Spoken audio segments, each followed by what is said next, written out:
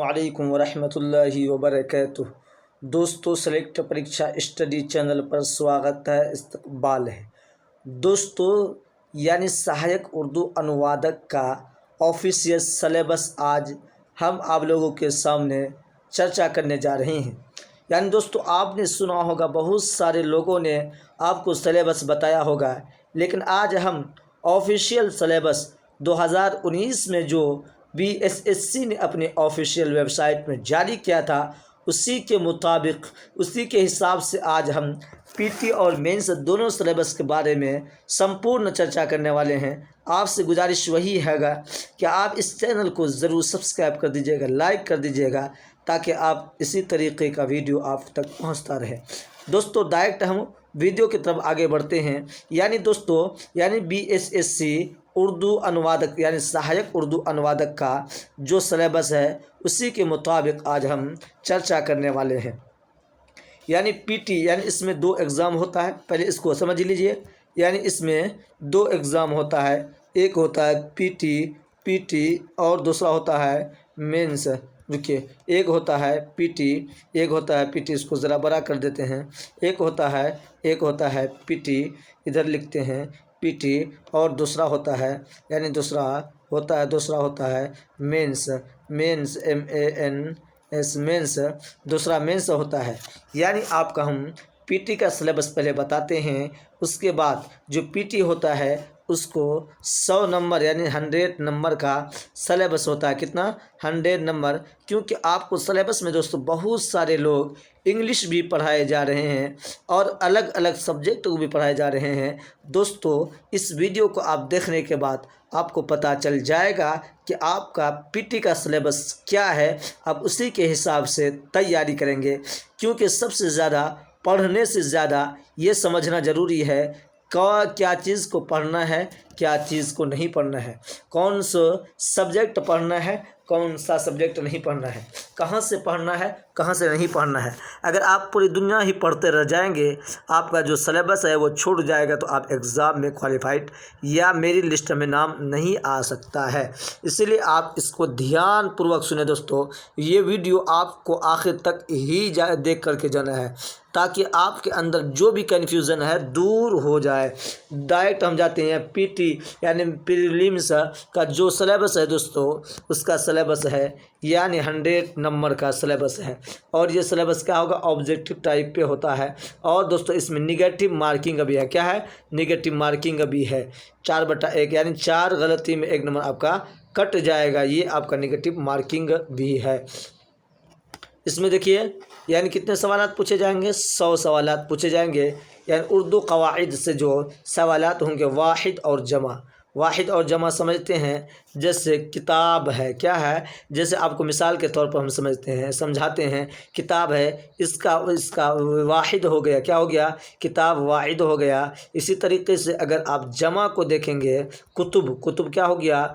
जमा हो गया। इसी तरीके से आप बहुत सारी चीज़ों का यानी वाहिद और जमा आप समझ सकते हैं। तज़किर व तानीस किसको कहते हैं? तज़कीर मुज़क्कर को कहते हैं। आप समझ जाइए। यानी वाहिद और जमा से 10 नंबर पूछा जाता है। मुज़क्कर को कहा जाता है तज़किर व तानीस, तानीस कहा जाता है, मुअन्नस को कहा जाता है। आप इस बात को समझ गए होंगे। जिस तरीके से या क्या, जैसे औरत क्या है? ये आपका मुअन्नस है या तानीस है। क्या है? तानीस है। इसी तरीके से मर्द आपका क्या है? मुज़क्कर है। ये सब चीज़ें आपको समझ में आ गया। यानी 10 नंबर वाहिद से पूछा जाएगा और 10 नंबर आपको यानी तज़किर व तानीस मुज़क्कर और मुअन्नस से पूछा जाएगा। आगे देखते हैं अज़दाद किसको कहते हैं दोस्तों? 10 नंबर का ही पूछा जाएगा।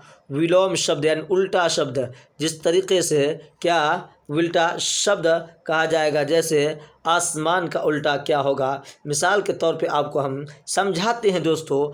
आपका जो सिलेबस है यानी बिल्कुल आपको आसान तरीके से हम समझाते हैं, ताकि आपके दिमाग में छप जाए कि सिलेबस क्या है, क्या पढ़ना है, क्या नहीं पढ़ना है। जिस तरीके से अज़दाद, आसमान हो गया। आसमान का अगर अज़दाद यानी ज़िद पूछा जाएगा, अज़दाद क्या है, जिद का जमा अजदाद है। क्या है, ये भी आपको ध्यान रखना है। अजदाद, आसमान का अगर क्या अजदाद पूछा जाए तो क्या हो जाएगा, ज़मीन हो जाएगा। समझ में आ गई बात, यानी अजदाद भी पूछा जाएगा। अब जनरल नॉलेज देखिएगा, जनरल नॉलेज से आपका सवालात कितना होंगे, 10 सवालात होंगे जनरल नॉलेज से। जिस तरीके से आपको मिसाल के तौर पर समझाते हैं कि प्रधान यानी भारत का प्रधानमंत्री कौन है, या भारत का गृह मंत्री कौन है, या भारत का क्या होम मिनिस्टर, गृह मंत्री को ही कहा जाता है, ठीक है, ये रक्षा मंत्री कौन है, ये आपका जनरल नॉलेज में आ जाएगा। या आज़ादी के समय सबसे प्रथम प्रधानमंत्री कौन था, ये आपका जनरल नॉलेज यानी जिसको जीके बोलते हैं, ये आप समझ गए, पीटी का सिलेबस है। अगला देखिए दोस्तों, हिंदी से उर्दू तर्जमा। क्या है, हिंदी से उर्दू तर्जमा करने का रहता है। जिस तरीके से आपसे अगर पूछा जाएगा, क्या पूछा जाएगा, पूछा जाएगा आपसे यानी उर्दू से हिंदी तर्जमा का आपका पूछा जाएगा। जैसे विभाग का क्या कहा जाता है, महकमा। इसी तरीके से आप यानी समझ सकते हैं कि आपका बहुत सारी चीज़ों के बारे में इसे पूछा जाएगा। यानी इसमें भी 30 सवालात पूछे जाएंगे। कितने, 30 सवालात पूछे जाएंगे। आपको दोस्तों हम सबसे पहले यानी पिछले साल 2019 में जो भी पीटी का सिलेबस के रिलेटेड जो सवालात पूछे गए थे PIQ, उसके द्वारा सबसे पहले हम वीडियो लाएंगे। उसके बाद हम क्लास बाय क्लास यानी बेहतरीन तरीके से आपको हम समझाते जाएंगे। दोस्तों आपको हम लिख कर देते हैं, यानी लिख कर के देते हैं, जिस तरीके से मैं आपको पढ़ाऊंगा अगर आपको समझ में नहीं आएगी तो आप चैनल को ज़रूर अनसब्सक्राइब करके चले जाइएगा दोस्तों। लेकिन हम आपको 100% गारंटी के साथ कहता हूं कि जो मैं पढ़ाऊंगा आपके दिमाग में बिल्कुल छप जाएगा और आपके दिमाग में यानी बात आ जाएगी कि क्या पढ़ाया जा रहा है। इसी तरीके से आप इसमें देख लिए, हिंदी से उर्दू तर्जमा और उर्दू से हिंदी तर्जमा से कितना हो गया, यानी आपका देखिए 10 नंबर 10 नंबर 10 नंबर कितना हुआ, 10 10 30 30 10 30 10 40 कितना हुआ, 40 नंबर ये हो गया। और 30 नंबर हिंदी उर्दू और उर्दू से हिंदी 30 60 यानी 100 नंबर आपका पीटी का एग्ज़ाम होगा। कितना, 100 नंबर आपका पीटी का एग्ज़ाम होगा। अब दूसरी तरफ हम बढ़ते हैं। यानी दोस्तों आपको समझ में आ गई है, सबसे पहले आपको पीटी एग्ज़ाम को निकालना है। अगर आप पीटी निकाल लिए हैं तो फिर दूसरा एग्ज़ाम आप बैठने के लिए एलिजिबल हो जाएंगे। अगर पीटी आप नहीं कर पाएंगे, पास नहीं कर पाएंगे तो आपको दूसरे एग्ज़ाम में बैठने में नहीं दिया जाएगा। इसीलिए आपको सबसे पहले पीटी की तैयारी करना है। अगर देखते हैं यहाँ सबसे पहले आपको समझा देता हूँ। यानी उसके बाद दूसरा पेपर जो होगा, दूसरा पेपर होगा, क्या है, दूसरा पेपर होगा, ये होगा आपका, ये भी आपका मेन से पेपर होगा। क्या होगा, मेन से पेपर होगा। इसमें 100 नंबर सिर्फ वो उर्दू कवाइद ही से पूछा जाएगा। कितना, 100 नंबर आपको उर्दू कवाइद से पूछा जाएगा और 100 नंबर आपको किससे पूछा जाएगा, उर्दू हिंदी से तर्जमा।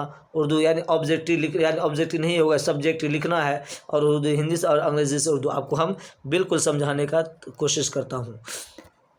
जिस तरीके से 100 नंबर आपका 2 पेपर हुआ, 2 पेपर किसमें, मेन से में 2 पेपर होगा। एक आपका वाहिद और यानी उर्दू कवाइद से होगा, एक ट्रांसलेट से होगा, ठीक है। और इसमें आपका क्या सब्जेक्टिव सवालात होंगे।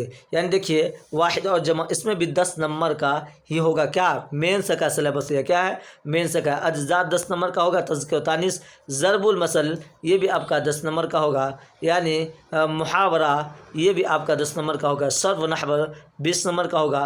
15 नंबर मजमून या खतूत नवैसी, मुख्तसर नवैसी, ये आपका कितना देखिएगा दोस्तों, ये आपका 100 नंबर ये आपका मेंस का हो जाएगा। कितना, 100 नंबर हो जाएगा। ये आपका क्या है, 100 नंबर मेंस का हो जाएगा। उसके बाद अगला हम देखते हैं, ये आपका ये भी 100 नंबर। आप बोले ना मेंस में 2 पेपर होगा, दोनों का 3-3 घंटा टाइम दिया जाएगा। यानी पर्चा 2 में होगा, 100 नंबर का कुल वक्त 3 घंटा दिया जाएगा। ठीक है, समझ में आ गई है। यानी 3 घंटा दिया जाएगा। इसमें देखिए उर्दू से हिंदी तर्जुमा करना है। क्या करना है, उर्दू से हिंदी ट्रांसलेट करना है, कितना नंबर का रहेगा?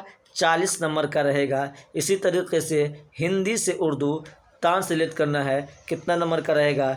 40 नंबर का रहेगा। उसके बाद अंग्रेज़ी से उर्दू 10 नंबर का रहेगा, और अंग्रेज़ी से उर्दू 10 नंबर, अंग्रेज़ी से हिंदी 10 नंबर। ये आपका टोटल मिला करके आपका 100 नंबर का हुआ दोस्तों। यानी पीटी के बाद मेंस में जो एग्ज़ाम होगा उसमें 2 पेपर होगा, यानी 200 नंबर का होगा। एक वाहिद जमा और ख़ुद नवैसी मवैसी, ये सब आपका उर्दू कवाइद से होगा दोस्तों। आपका ट्रांसलेट से होगा, ये आपका सब्जेक्टिव होगा दोस्तों। सब्जेक्टिव आपको लिखना है, इसके मेरिट के आधार पर आपका मेरिट लिस्ट, इसी के मुताबिक आपका मेरिट लिस्ट जारी होगा। और दोस्तों इसी तरीके से आपका ये एग्ज़ाम का सिलेबस मैंने आप लोगों को एकदम आसान तरीके से समझा दिया हूँ दोस्तों। सबसे पहले मैं गुजारिश करूँगा कि अगर आप सेलेक्ट परीक्षा स्टडी चैनल पर तैयारी करना चाहते हैं ज़ोरों शोर से, एकदम आसान तरीक़ा से, दोस्तों मैं आपसे यही गुजारिश करूंगा कि इस चैनल को ज़रूर सब्सक्राइब कर दीजिएगा। जब आपको मैं पढ़ाऊंगा दोस्तों बिल्कुल याद हो जाएगा, यानी याद हो जाएगा, आपके दिल में और दिमाग में छप जाएगा।